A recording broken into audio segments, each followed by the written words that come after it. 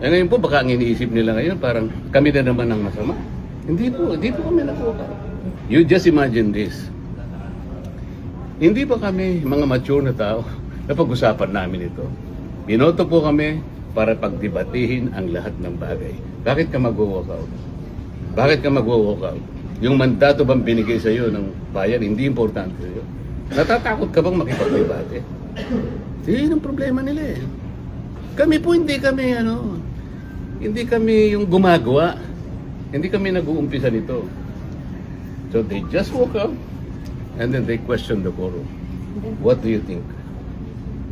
Pero sir, your comment No, dun what sa... do you think? Your comment Teka dun muna. sa... They walk out and somebody was left to just move to adjourn. What do you think? Dahil wala pang quorum. Sila nga nabigyan ng condition pa mawala ang quorum. So, plano nila yun eh. So what do you think?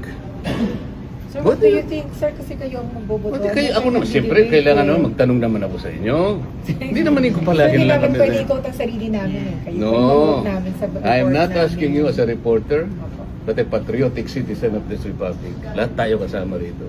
Gusto ko makita nyo yung distinction. Salamat po sa inyong lahat. Sir, your comment dun sa minamadali, bakit kailangan ngayong araw po daw i-resolve yung motion, sir? Sir, na may ano daw po, ay yung... Sa susunod na yan, boss. Pagbibigyan ko kayo. Pero sir, yung whole departure order po ng Pagbibigyan ko kayo sa susunod. Ano lang ito kasi medyo important. Thank you, sir.